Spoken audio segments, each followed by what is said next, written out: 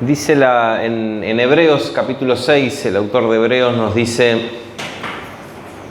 por tanto, ya dejando los rudimentos de la doctrina de Cristo. Rudimentos, ¿saben lo que es? Algo rudimentario es algo básico, algo elemental, algo que está abajo, como el cimiento, ¿no? Dice, por tanto, ya dejando los rudimentos de la doctrina de Cristo, vamos adelante a la perfección. Es como que, por un lado, si bien la doctrina de Cristo, si bien estos rudimentos son la base de nuestra fe, es como que tenemos que marchar a la perfección, no echando otra vez el fundamento del arrepentimiento de obras muertas de la fe en Dios y la doctrina de bautismos. Es como no estemos discutiendo y analizando siempre lo mismo. La idea acá es marchar hacia adelante. La idea acá es que tanto la fe como la vida en el Señor, la vida cristiana, tiene que sí o sí, tiene un punto de partida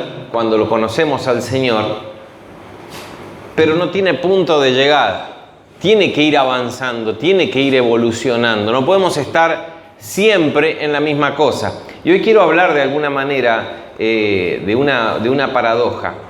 Por eso empiezo con este texto.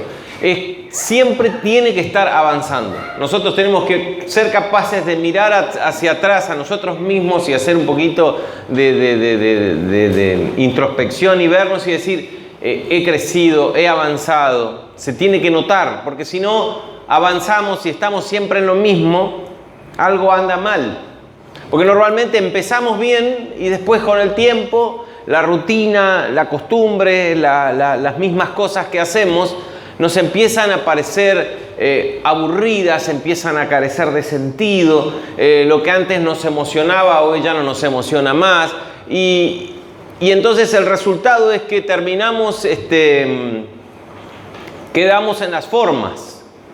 Y buscamos en las formas el refugio, como hoy decía, ¿no? En nuestra propia construcción religiosa de lo que es la vida cristiana o de lo que es nuestro culto a Dios, tratamos de encontrar ahí el sostén de lo que antes nos sostenía Dios, ¿no? Era Dios el que nos tocaba, Dios era el que nos conmovía, Dios era el que nos emocionaba.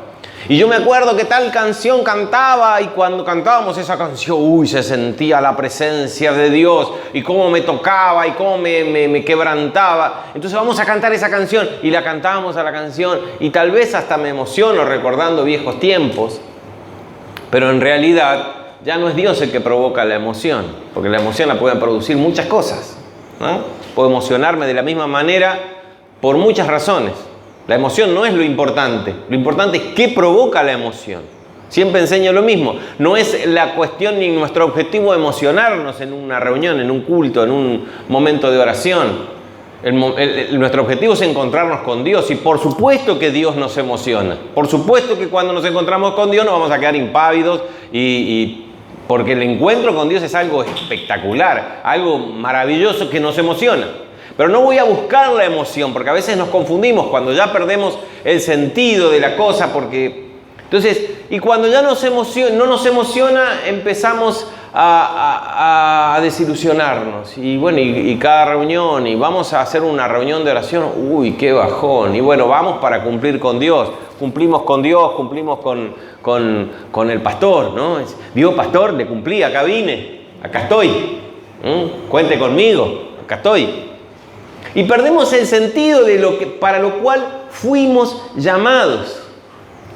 Y cuando estamos en esa situación volando tan bajito, empezamos a tener problemas con los problemas de la vida. En todos los aspectos. Nos cuesta ya pasar la prueba, nos cuesta vencer el pecado. Entonces el pecado ya se empieza a meter y empieza a ensuciarnos, nos aparta aún más de Dios.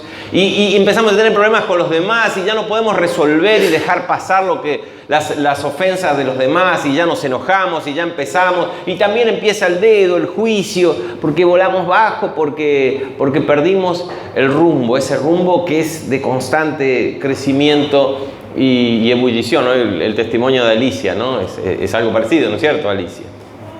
Es como que en algún momento Dios nos tiene que dar una sacudida para volver. Fíjense, le pasó al pueblo de Israel, esto es un problema muy antiguo, al pueblo de Israel que estaba en ese entonces, en la época de los jueces, y ya el profeta Elí estaba viejo y los hijos eran corruptos y ejercían el sacerdocio y abusaban de la gente. Y en un momento Israel tuvo guerra contra los filisteos, su más aguerrido y difícil enemigo.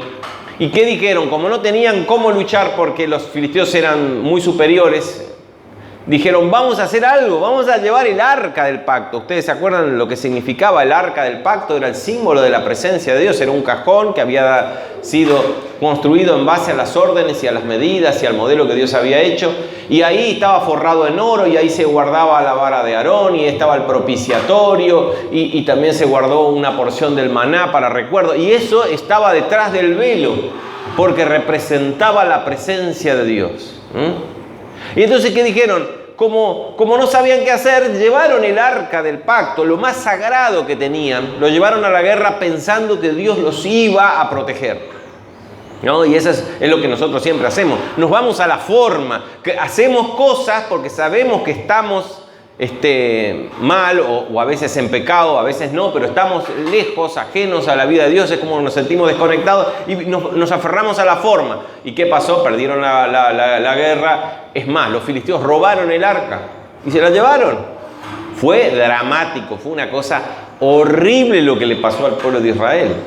Porque se quedaron en la forma, perdieron la esencia. Eso era el símbolo de la presencia de Dios, no era la presencia de Dios. Alguna vez ahí en ese cajón sí estuvo la presencia de Dios, pero Dios no se va a meter en un cajón, ¿cierto? Dios no se va a meter en la emoción que nos da una canción suave o en la alegría que nos da una canción rápida. Dios no lo podemos encajonar. Y le pasó al pueblo de Israel también, y lo vemos en el profeta Jeremías, en el capítulo 7, que el pueblo de Israel, como siempre, igual que nosotros, cometían injusticia, fraude, no cumplían la ley, adoraban otros dioses, pero tenían el templo. Así que ellos decían, he aquí, dice Jeremías, ustedes confían en palabras de mentira que no aprovechan. Roban, matan, están adulterando, jurando falsamente y están quemando inciensos a Baal, a otro dios, y andando tras dioses extraños que no conocisteis. Vendréis y os pondréis delante de mí en esta casa, en el templo, sobre la cual es invocado mi nombre, y van a decir, librados somos porque tenemos la casa del verdadero Dios, ¿no?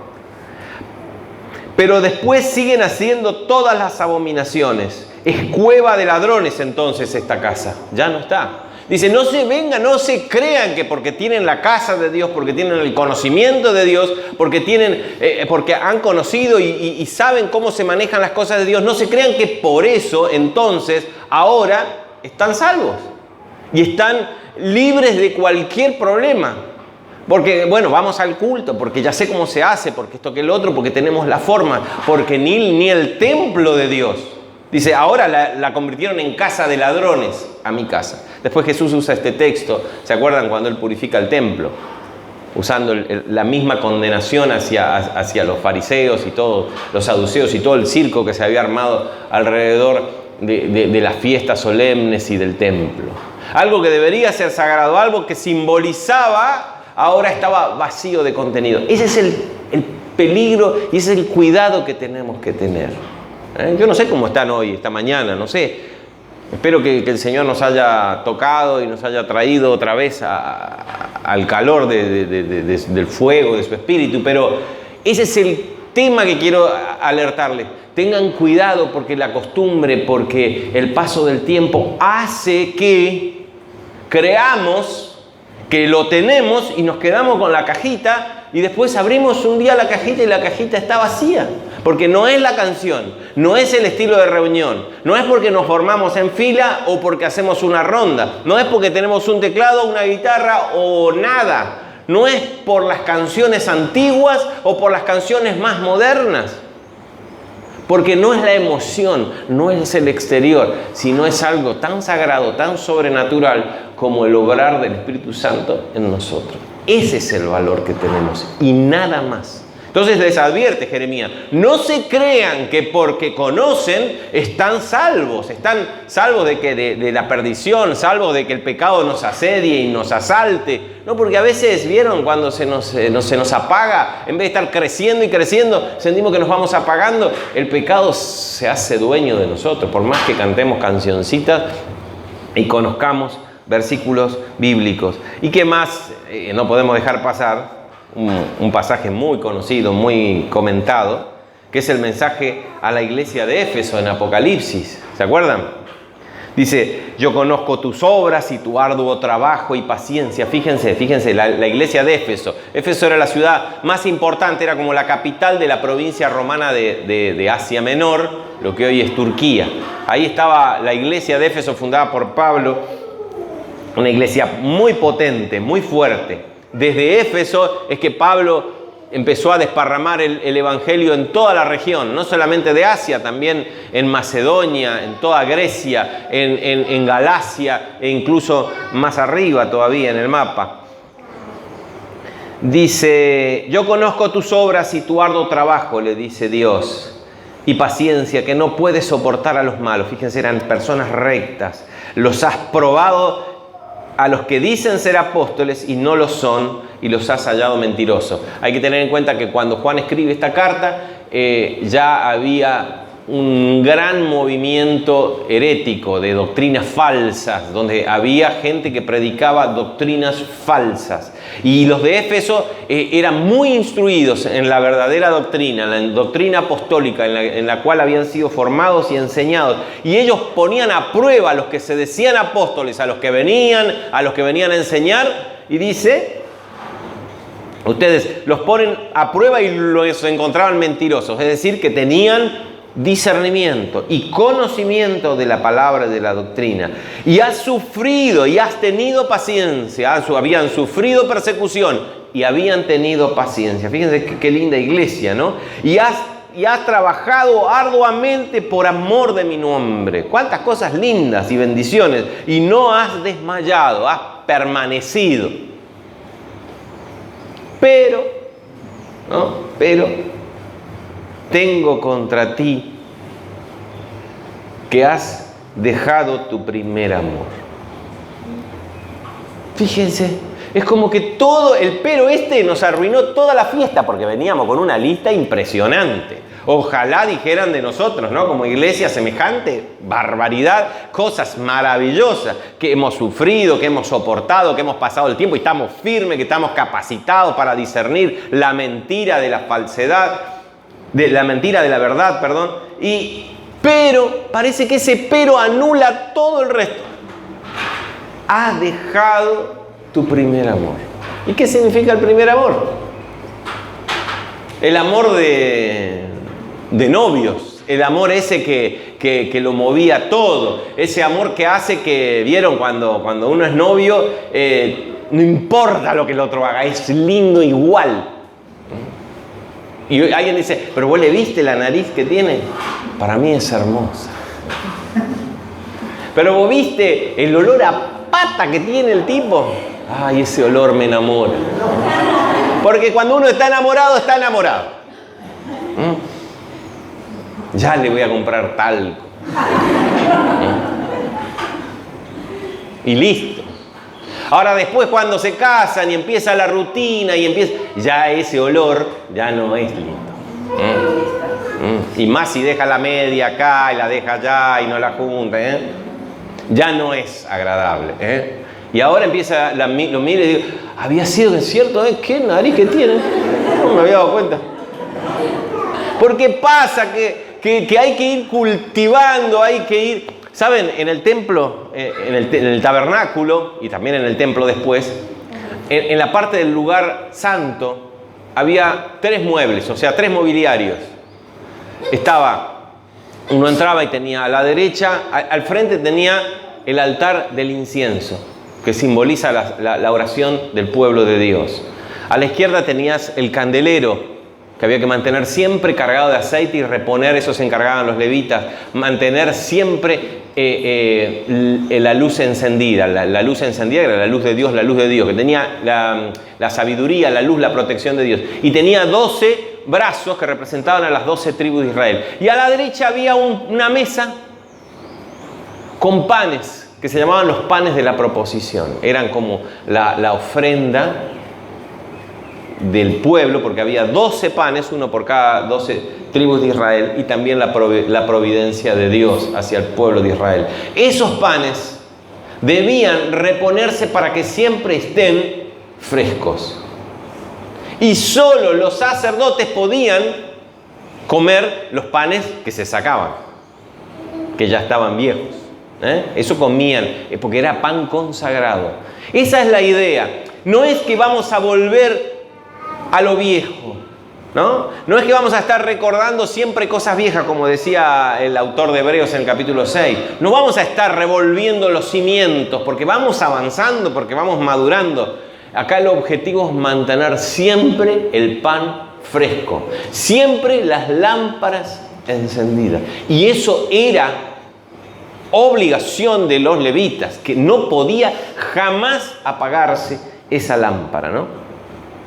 Y les decía, en el tema del matrimonio y de las relaciones interpersonales pasa lo mismo. Después hay que mantener constantemente, porque ahora es como que las situaciones, la rutina, ya no es lo mismo que antes.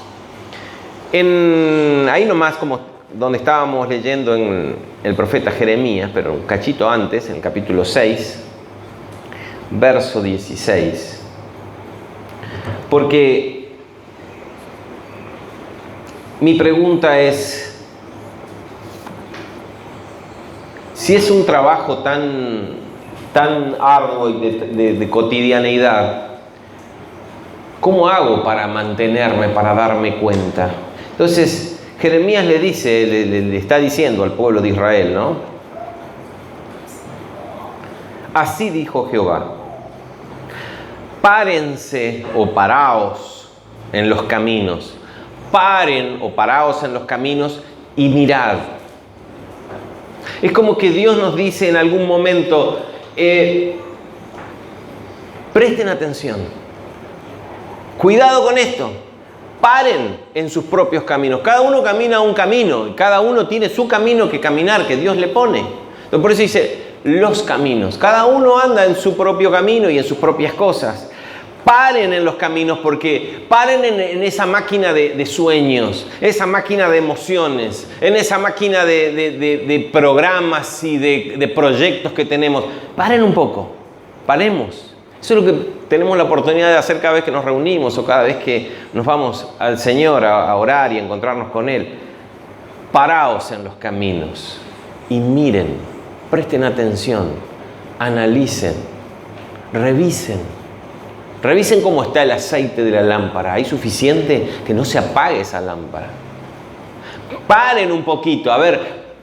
Sí, todo lo que hay que hacer, lo que le pasó a la iglesia de Éfeso, tanta actividad, tanto estar atento a la sana doctrina, que se hicieron prejuiciosos y estaban dispuestos a levantar el dedo y eso trajo divisiones en la iglesia y trajo otros problemas.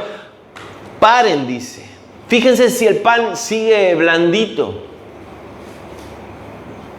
Miren, recapaciten y pregunten. Dice, preguntad. Y cuando uno pregunta es porque no sabe, ¿no es cierto?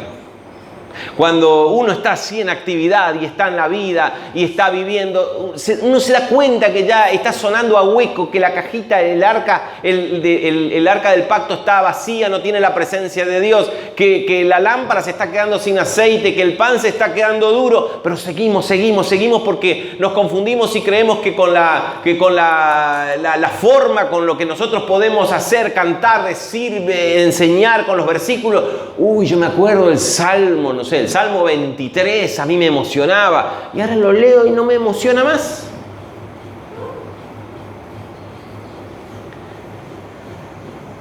Preguntad, dice, implica la idea de que no sé, y es el reconocimiento de mi dependencia de Dios. Y a veces Dios me habla a través de la palabra, de una canción, o a veces tengo que ir a pedir consejo de alguien que yo confío en que me puede guiar bien, pero esa actitud de decir, voy a parar un poco, voy a analizar mi vida. ¿Cómo está mi vida hoy? Voy a mirar, voy a prestar atención y voy a tener la humildad y el reconocimiento de que no sé. No, pero yo sé cómo se hace un culto, yo sé cómo se hace esto, acá hay que hacer así. Shh, tranquilo, esperemos, preguntemos. Pero preguntar por qué. Dice, preguntar por las sendas antiguas. Fíjense cómo le dice a la iglesia de Éfeso: pero tengo contra ti que has dejado tu primer amor. Recuerda, por tanto. Fíjense, las sendas antiguas. Recuerda, por tanto, de dónde has caído y arrepiéntete. Y haz las primeras obras. Pues si no, vendré a ti y quitaré tu candelero. Y hay juicio y hay consecuencias, ¿no? Pero dice, recuerda y haz las primeras obras. Es como que el Señor nos dice, tengan cuidado. Porque nosotros creemos que ya la sabemos, creemos que estamos. Pero si ustedes notan que el pan se pone duro, que el candelero se empieza a apagar, que la caja de donde antes estaba la presencia de Dios está vacía y solo nos quedan el canturrear y el hacer cosas como si fueran, hay una salida. ¿Cuál es el recurso que tenemos? Porque nos pasa a todos esto. ¿Cuál es el recurso que tenemos? Parar primero, parar la pelota, listo, se detiene el partido. Observar, empezar a analizar, buscar adentro, pero con la humildad de preguntar, ¿dónde están las sendas antiguas? Esos caminos que caminaron tantos, ¿no? Que caminaron desde la obra de Cristo, inclusive antes, si ustedes leen Hebreos 11, esos hombres y gigantes de la fe, los que vinieron después, esas sendas antiguas que yo caminé, y ahora no sé dónde estoy. ¿Dónde estoy? ¿Dónde quedan las sendas antiguas? ¿Dónde queda aquel primer amor? ¿No? Por eso, para atrás, recordar de dónde caí. No para volver otra vez a los cimientos y otra vez a los rudimentos de la fe, sino para que el pan esté calentito en la mesa del Señor, para que el candelero esté encendido, para que podamos de alguna manera sentirnos que estamos vivos. Dice, pregunten por las sendas antiguas cuál sea el buen camino y andad por él, y entonces hallaréis descanso para vuestra alma. Me hace acordar también a esto de preguntarse y de mirar y de recapacitar al hijo pródigo. ¿Se acuerdan? Estaba lejos y en un momento él recapacitó. Logró esa bendición de poder recapacitar. Y dijo, hey, allá, y analízalo y recuerda y vuelve a aquello que había dejado. ¿Me entienden? ¿Me explico? ¿Me entienden? Ese es el ejercicio que tenemos que hacer. Entonces, lo que siento de parte del Señor es esto. Si alguno de ustedes se siente así, siente que está todo bien, que cantó, pero que ya no es lo mismo, que algo falta, no se asuste, no se ponga mal. Tal vez es el pecado, tal vez es la rutina, tal vez es la distracción. El secreto está en parar, mirar y preguntarle al Señor, Señor, ¿dónde está el camino? Otra vez. Ese camino del primer amor, ese camino donde lo sencillo me emocionaba, donde tu presencia me emocionaba. A eso quiero volver. Enciende otra vez mi altar. Quiero volver a ser y a tener pan fresco y ofrecerte pan recién hecho, pan calentito. Quiero tener el incienso, que era incienso con perfume preparado especial, que esté subiendo. Quiero que todo esté funcionando, que esté vivo en mí el culto a Dios, que no sean simplemente canciones que hacemos lo mismo porque llegó la hora, llegó el día y bueno, hay que hacer lo que hacemos siempre porque hay que cumplir. No, si alguno perdió el camino, no se preocupe, está la receta. Pare, mire. ¿Vieron cuando uno llega a una vía? Dice, pare, mire, escuche. ¿No vieron el cartelito? Lo mismo, pare, mire, pregunte. ¿Dónde están las sendas antiguas? Porque el camino que estoy caminando por ahí, puede sentir uno, no es el mismo, porque ya no soy la misma cosa, ¿no? Que el Señor nos traiga luz en esto, que el Señor nos pueda traer a nuestro corazón ese sentimiento de necesidad de buscarle, necesidad de volver a encender el altar si es que se apagó. Amén. Señor, te damos